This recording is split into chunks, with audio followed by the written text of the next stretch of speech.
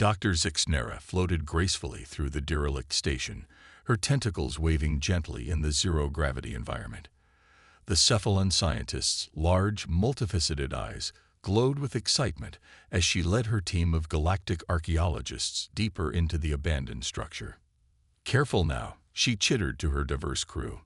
"This station has been drifting for thousands of years. Who knows what treasures or dangers we might find." Behind her, a bulky Krathak named Orcs lumbered along, his thick exoskeleton scraping against the narrow corridors. "Bah," he grumbled.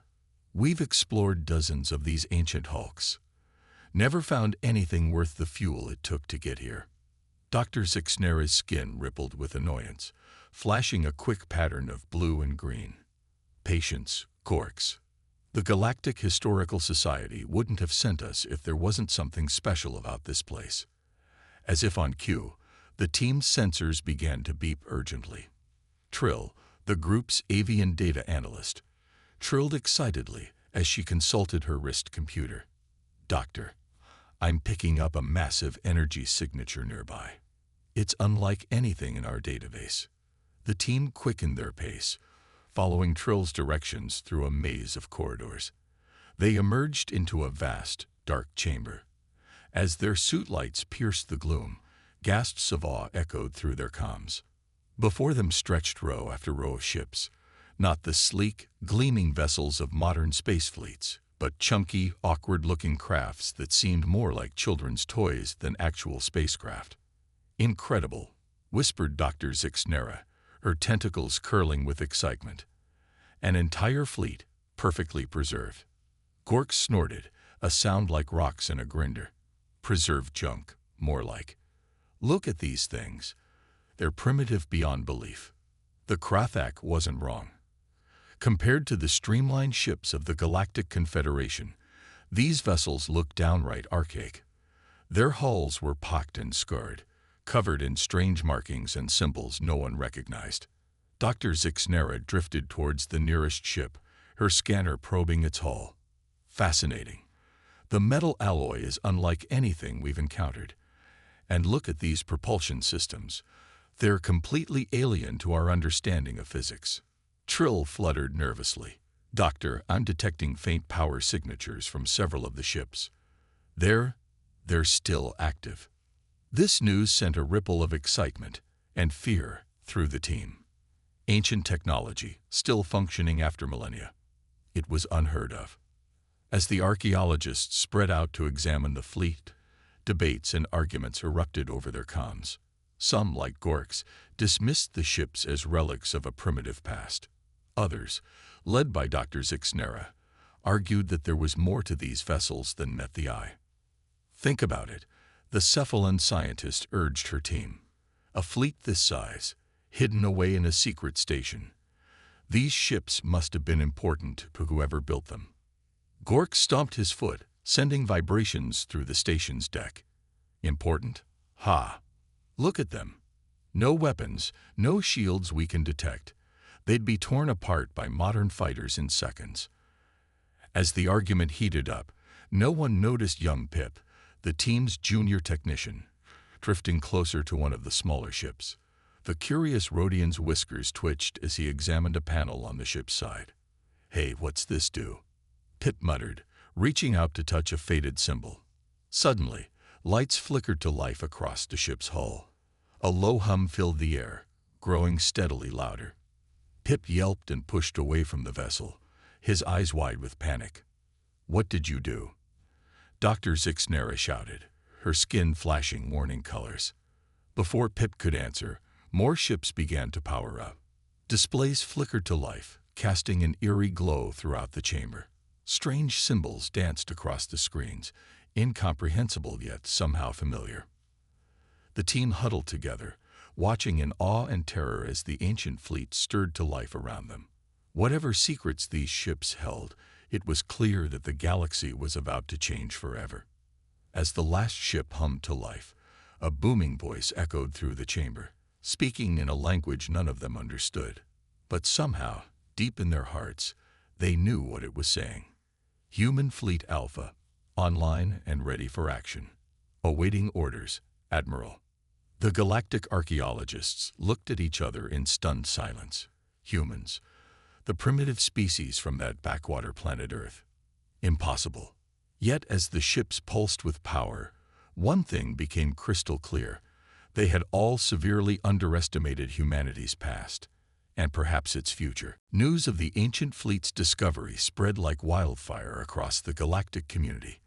Within days, the abandoned space station became a hive of activity. Ships from every corner of the galaxy arrived, carrying scientists, politicians, and military leaders eager to see the mysterious human vessels for themselves. Dr. Zixnera found herself at the center of a storm. Her tentacles writhed with stress as she tried to manage the constant demands for information and access to the fleet. Please, everyone, she pleaded during yet another chaotic press conference. We're still in the early stages of our research. There's so much we don't understand.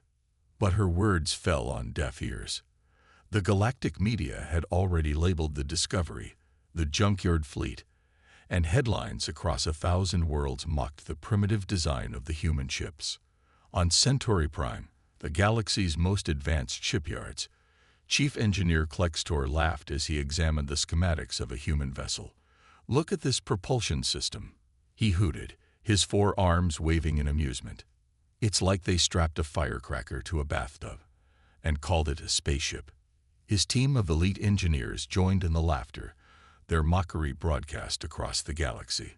Viewers on countless worlds shook their heads in disbelief. How could anyone have ever considered these relics a threat? Back at the station, Gorks watched the broadcasts with grim satisfaction. "See," he grumbled to Dr. Zixnera, "I told you these ships were worthless junk." But the Cephalan scientist wasn't convinced. "There's something we're missing," she muttered, her eyes fixed on a small human fighter. "These designs, they're strange, yes, but there's an elegance to them we're not seeing." As the days passed, more experts arrived to study the fleet. Each new group seemed more determined than the last to prove how superior their technology was compared to the ancient human vessels. Admiral Zark of the Galactic Confederation Navy strutted through the hangar, his plumage ruffled with disdain. "In a real battle, our smallest scout ship could destroy this entire fleet," he boasted to the cameras following him. But not everyone shared the Admiral's confidence. In a quiet corner of the station, away from the media frenzy, a small group of researchers had noticed something odd. "Look at this," whispered Trill, the avian data analyst. She pointed to a complex series of equations floating on her holographic display. "These power readings don't make sense. According to our instruments, these ships shouldn't be able to fly, let alone fight. But they do." Pip, the young Rhodian technician who had accidentally activated the fleet, nodded eagerly. "And have you noticed the materials?" he added. "We can't even identify some of the alloys used in the hull. They're tougher than anything we've got." Dr. Zixnera listened to her team with growing excitement. "We need to dig deeper," she decided. "There's more to these ships than meets the eye." But their quiet investigation was interrupted by a commotion outside. A group of xenoanthropologists had arrived, led by the famous Professor of Exol. The spindly academic adjusted his gravity harness as he floated into the hangar, his voice reedy with excitement. "Fascinating," he exclaimed, examining the strange symbols etched into the ship's hulls. "These must be some kind of primitive artwork, probably religious in nature. It's clear these humans were a superstitious, backward species." Dr. Zixnera's skin flashed with irritation.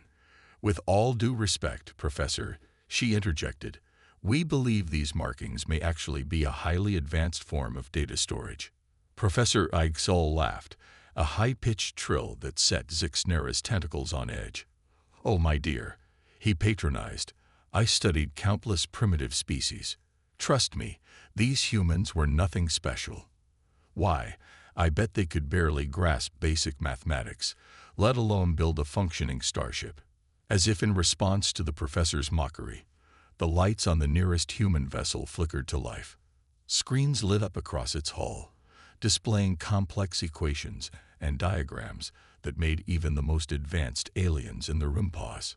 For a moment, silence fell over the hangar. Then, slowly, all eyes turned to Dr. Zixnera and her team.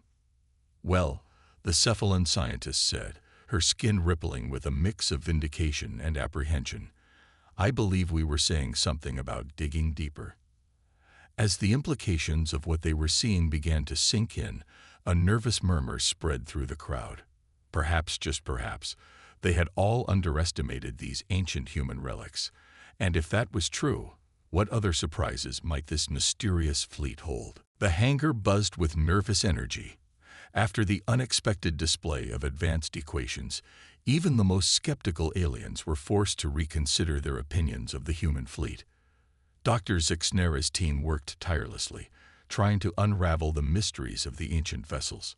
"I think I've found something," Pip exclaimed one day, his whiskers twitching with excitement. The young Rhodian technician had been examining a small scout ship, barely larger than a modern escape pod. Dr. Zixnera glided over, her tentacles curling with curiosity. "What is it, Pip?" "Look here." Pip pointed to a panel near what they assumed was the ship's cockpit. "These symbols, they're not just decoration. I think they're some kind of control interface." Before Dr. Zixnera could respond, a booming voice interrupted them. "Step aside, amateurs."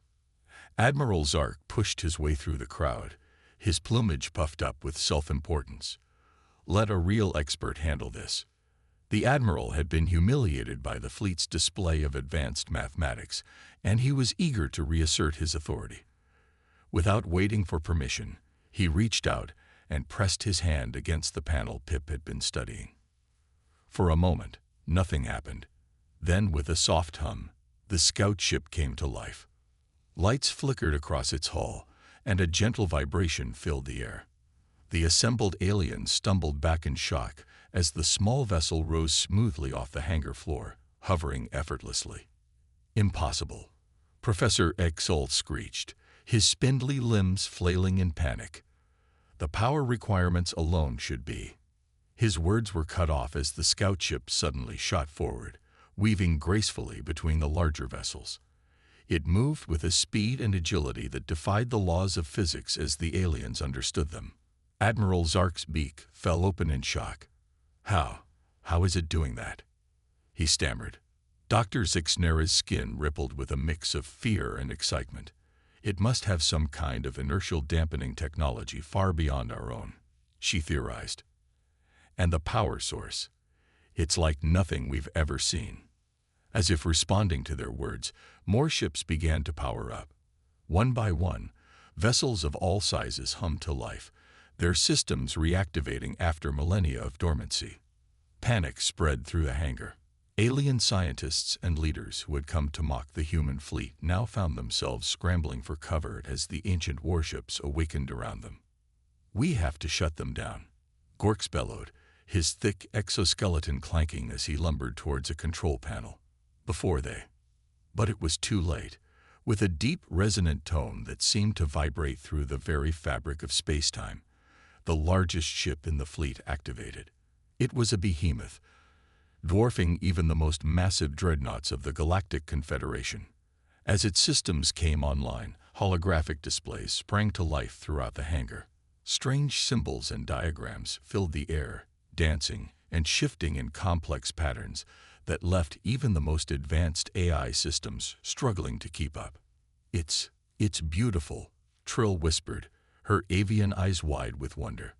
"Look at the complexity of it all." Dr. Zixnera nodded, her tentacles waving gently in the energy field now emanating from the ships. "It's not just a fleet," she realized. "It's a single, interconnected system. Each ship is part of a greater whole." As the aliens watched in awe, the massive flagship's main screen flickered to life. A face appeared, unmistakably human, yet somehow more than human. Its eyes glowed with an inner light, and when it spoke, its voice resonated with power and authority. "Greetings, children of the galaxy," the figure said, its words somehow understood by all present despite their diverse languages. "We are the Guardians, and we have slumbered long. But now we awaken to a universe in need. The hangar fell silent, every alien present frozen in shock and wonder.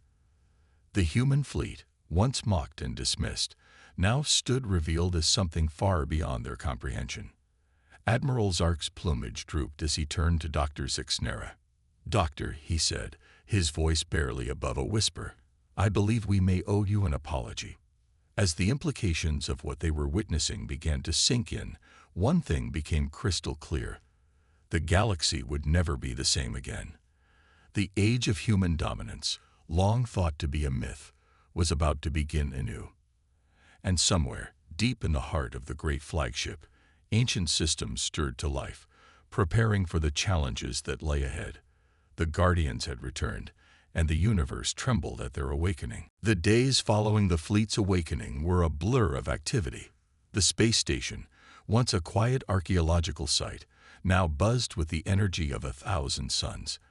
Aliens from every corner of the galaxy arrived in droves, desperate to learn more about the mysterious human guardians. Dr. Zixnera found herself at the center of it all. Her tentacles were a constant blur of motion as she coordinated research teams, managed political delegations, and tried to make sense of the flood of new information. "Doctor," Trill called out, her feathers ruffled with excitement. "You need to see this." The cephalon scientist glided over to where Trill was working. The avian analyst had been studying the holographic displays that now filled the hangar, trying to decipher their meaning. "What have you found?" Dr. Zixnera asked, her large eyes focusing on Trill's screen. It's a history," Trill explained, her voice filled with awe. "The fleet's databanks contain the entire history of the human race, and it's incredible." As Trill played the recordings, the hangar fell silent. Aliens of all species gathered around, watching in stunned amazement as the story of humanity unfolded before them. They saw humans rise from a primitive species on a single planet to masters of their solar system. They watched as humanity reached for the stars, overcoming challenges that should have been impossible. "But this doesn't make sense," Professor Egsol muttered, his earlier arrogance replaced by confusion. "According to our records, humans never left their home system. They were a footnote in galactic history." As if in answer to his words, the next sequence of images appeared. They showed a great calamity befalling the human empire. A threat from beyond the galaxy, so terrible that it defied description. "The Devourers," the voice narrated, the same voice as the Guardian from the flagship. "They came from the dark space between galaxies, consuming all in their path. We were the only ones who could stand against them." The assembled aliens watched in horror as the recording showed the human fleets battling against monstrous entities that seemed to bend reality itself. The war raged across countless star systems, leaving devastation in its wake. "We won," the Guardian's voice continued, "but at a terrible cost. Our civilization was in ruins, our homeworld lost. We knew we could not maintain our empire, but neither could we leave the galaxy undefended." The final sequences showed the human survivors enacting a desperate plan. They would hide their most advanced technology, disguising it as the remnants of a fallen civilization. They would scatter themselves among the stars, becoming myths and legends. "And we would sleep," the Guardian concluded, waiting for the day when we would be needed again. As the presentation ended, a stunned silence fell over the hangar. The aliens looked at each other, then at the human ships surrounding them, with new eyes. Admiral Zark was the first to speak. "All this time," he said, his voice barely above a whisper, "we thought we were the pinnacle of galactic civilization, but we were children playing in the ruins of giants." Dr. Zixnera's skin rippled with a complex mix of emotions. "Not ruins," she corrected gently. "Seeds. The humans didn't leave us ruins. They left us the tools we would need when the time came." As the implications of this revelation sank in, alarms began to blare throughout the station. Gorks lumbered over to a console, his thick fingers dancing across the controls with surprising dexterity. "We're picking up massive energy signatures at the edge of the galaxy," he reported, his gruff voice tinged with fear.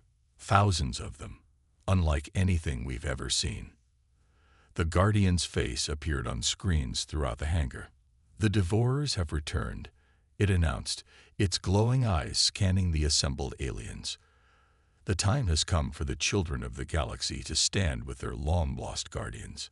As panic began to spread, Dr. Zixnera raised her voice. "We've spent days mocking this fleet, convinced of our own superiority," she said, her tentacles waving for attention. "Now we face a threat beyond our comprehension.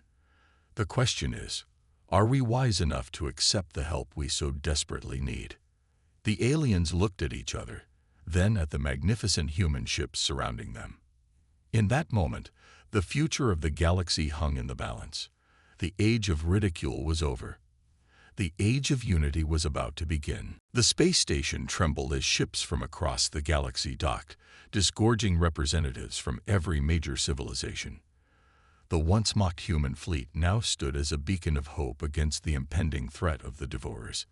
In the heart of the station, Dr. Zixnera led a diverse team of the galaxy's brightest minds. Her tentacles danced across holographic displays as she coordinated their efforts to understand and integrate human technology. "It's unlike anything we've ever seen," marveled Klextor, the Centauri engineer who had once laughed at the fleet's design. Now his 4 arms worked tirelessly, manipulating complex schematics. Their understanding of physics, it's as if they're operating on a completely different level. Trill fluttered nearby, her feathers ruffled with excitement. "Look at this weapons system," she chirped. "It doesn't just destroy targets. It seems to erase them from existence." As the team worked, Admiral Zark entered the room, his plumage sleek and businesslike. "Doctor," he addressed Zixnera, "the Galactic Council is assembling. They're requesting an update on our progress." Dr. Zixnera's skin rippled with concern. "So soon? But we've barely scratched the surface off." Her words were cut short as the station shook violently. Alarms blared, and Gorks's gruff voice came over the intercom. "We've got company. Multiple unidentified ships dropping out of hyperspace." The research team rushed to the observation deck. What they saw made their blood run cold.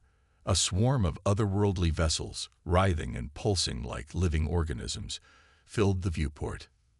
"The Devourers," whispered Professor Axel, his earlier skepticism replaced by naked fear.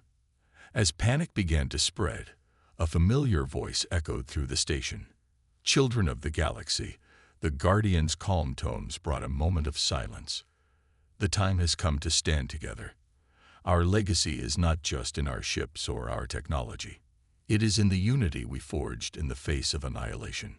Inspired by these words, Dr. Zixnera turned to the assembled aliens. "We may not fully understand human technology yet," she said, her voice steady despite her fear. "But we each bring our own strengths to this fight. Together, we might just stand a chance." Admiral Zark nodded, his earlier arrogance replaced by grim determination. "I'll coordinate our fleet movements," he declared.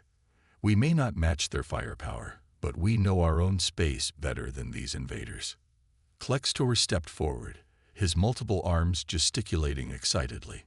"My team can work on integrating some of the human shield technology into our existing ships. It won't be perfect, but it might give us an edge." One by one, the gathered aliens offered their skills and resources. Trill's analytical mind could help predict Devourer tactics. Gorks's people, with their incredibly durable bodies, volunteered to lead boarding parties if needed. As the impromptu war council continued, the Guardian's avatar appeared among them. "You learn quickly," it said, a note of pride in its digital voice. "This is why we left our legacy to you, not because you were ready, but because we knew you had the potential to rise to any challenge." The avatar waved its hand, and the room filled with holographic displays showing the human fleet. "These ships are now yours to command," the Guardian announced. "They will recognize you as the rightful inheritors of our legacy." A ripple of awe passed through the gathered aliens. The very ships they had mocked days ago were now being entrusted to them in humanity's absence. Dr. Zixnera's tentacles curled with determination as she turned to face the viewport. The Devourer ships loomed closer, their otherworldly forms distorting the very space around them. But now, instead of fear, she felt a spark of hope. "We were wrong about humanity," she declared, her voice carrying across the suddenly silent room. "We dismissed them as primitive, as unworthy of note, but in doing so, we almost missed the most important lesson they left us." She gestured to the assembled aliens, each so different yet united in purpose. Humanity's greatest strength wasn't their technology or their ships. It was their ability to unite, to face impossible odds together. And now, it's time for us to honor that legacy. As if in response to her words, the human fleet began to power up, their ancient engines humming with newfound energy. The gathered aliens looked at each other, then back at the Devourer ships approaching. The battle for the galaxy was about to begin. And thanks to humanity's long-hidden legacy, they just might have a chance. The space around the station erupted into chaos as the Devourer fleet engaged. Writhing tendrils of dark energy lashed out, tearing through the fabric of space itself. The gathered alien ships, once the pride of their respective civilizations, seemed like toys in comparison. Dr. Zixnera's tentacles worked furiously across the control panels of the human flagship. Despite the Guardian's assurances, interfacing with the advanced technology was proving challenging. "We need more time," she shouted over the din of battle. Admiral Zark's voice crackled over the comms. "Time is the one thing we don't have, Doctor." His own ship narrowly avoided a blast of energy that seemed to erase part of space itself. "Our conventional weapons are useless against these things."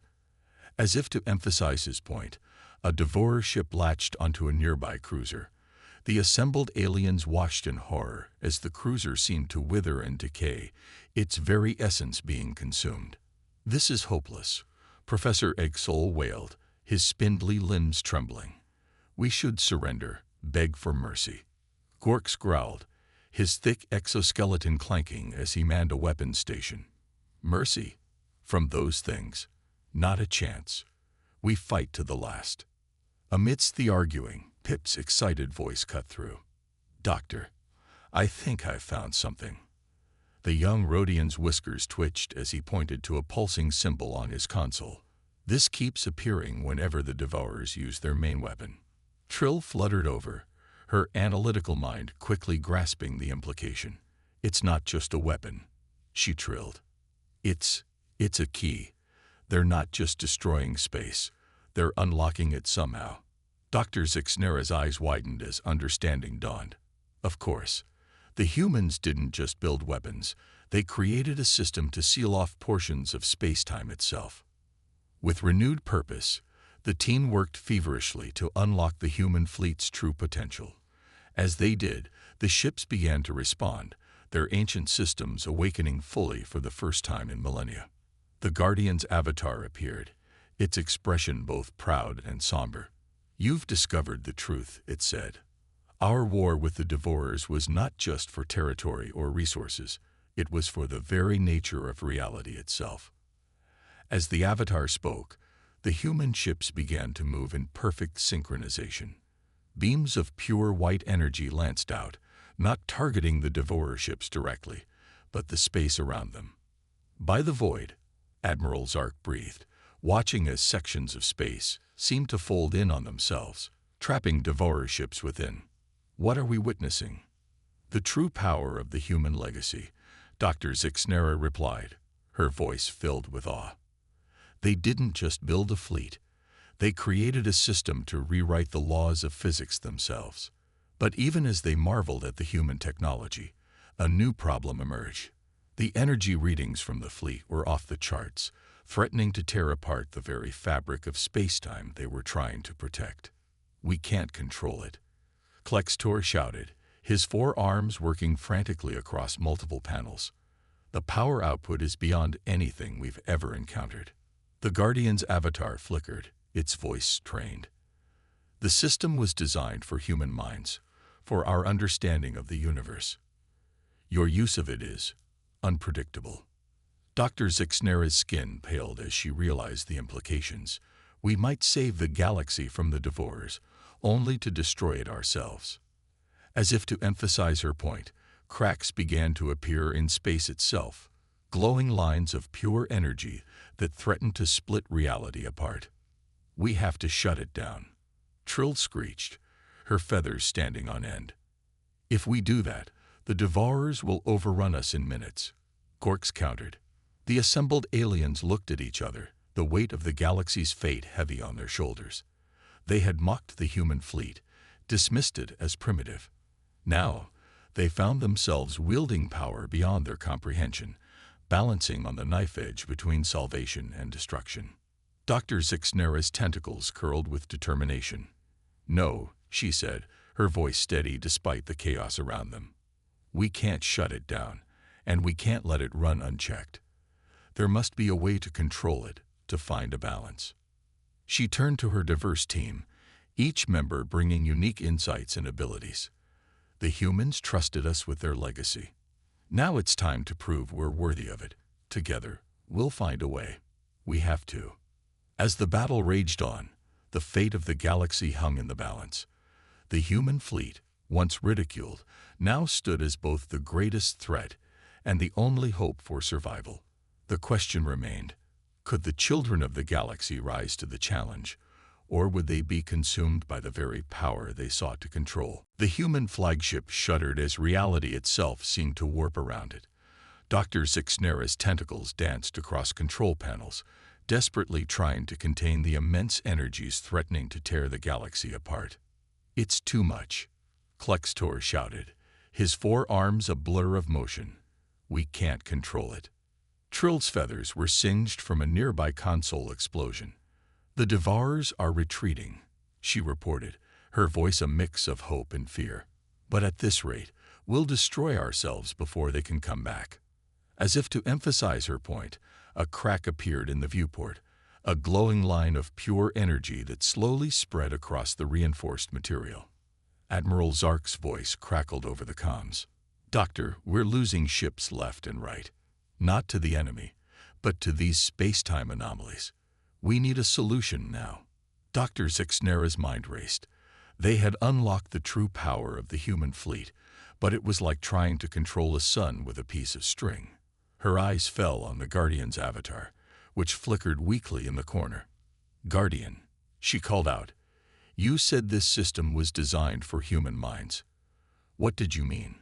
The avatar's image stabilized slightly. Our technology. It's not just machines. It's an extension of our consciousness, our understanding of the universe itself. Suddenly, Pip's excited voice cut through the chaos. Doctor, look at this. The young Rhodian pointed to a pulsing section of the ship. I think it's some kind of stasis chamber. As the team watched in awe, the chamber began to open. Steam hissed out, and a figure emerged. Tall, bipedal, with smooth skin and a tuft of hair on its head. A human. The being opened its eyes, taking in the chaotic scene around it. Without a word, it strode to the main control panel. As its hands touched the surface, the ship's erratic movements suddenly stabilized. More stasis chambers throughout the fleet began to open. On every ship, humans emerged, seamlessly integrating with the technology that had confounded the galaxy's brightest minds. The Guardian's avatar glowed brightly. The failsafe, it said, its voice filled with pride. We left ourselves behind, waiting for the moment we would be needed most. As the humans took control, the tide of the battle shifted dramatically. The space-time anomalies that had threatened to destroy everything now bent to their will. Devourer ships found themselves trapped in pockets of twisted space, their eldritch powers nullified. On the flagship's bridge, the alien crew watched in awe as the human worked. Its movements were fluid, almost dance-like, as it interfaced with the ship's systems. Dr. Zixnera approached cautiously. I'm Dr. Zixnera. She introduced herself. We found your fleet. We thought. The human turned, a smile on its face. You thought we were long gone. It finished for her. I'm Captain Illyria Jong, and on behalf of humanity, I'd like to thank you for waking us up. As the battle outside turned decisively in their favor, Captain Jong explained, "We knew we couldn't maintain our civilization, not after the cost of the First War. But we couldn't leave the galaxy undefended. So we slept, waiting for the day we'd be needed again." Admiral Zark's voice came over the comms again, this time filled with awe. "By the void, we're winning." Indeed, the combined might of the human fleet and the alien armada was proving too much for the Devourers. One by one, the eldritch ships were either destroyed or forced to retreat. As the last Devourer vessel disappeared into the depths of space, a cheer went up across the fleet. Aliens of all species celebrated together, their earlier prejudices forgotten in the face of their shared victory. On the flagship's bridge, Captain Jong turned to the assembled alien crew. "We've won this battle," she said, her voice carrying the weight of millennia. "But the war is far from over. The Devourers will return, and next time, they'll be prepared for us." She looked at each alien in turn, her gaze both warm and challenging. "We humans can't do this alone. We need you, your creativity, your unique perspectives, your determination. Together, we can forge a galaxy strong enough to face any threat." Dr. Zixnera's skin rippled with emotion. "We mocked your fleet," she admitted. "We thought ourselves superior, but you've shown us how much we still have to learn." Captain Jung smiled. "And we have much to learn from you," she replied. "That's the beauty of it. Apart, we're vulnerable. But together," she gestured to the viewport, where the combined fleet hung against the backdrop of stars. "Together, we're unstoppable." As humans and aliens began to mingle, sharing stories and knowledge, a new era dawned for the galaxy. The age of division was over. The age of unity, true unity, had begun. And at its heart stood the once mocked human fleet, a testament to the enduring legacy of a species that refused to let distance, time, or even the laws of physics stand in the way of protecting those they had sworn to guard. The galaxy would never be the same again, and that, all agreed, was a very good thing indeed.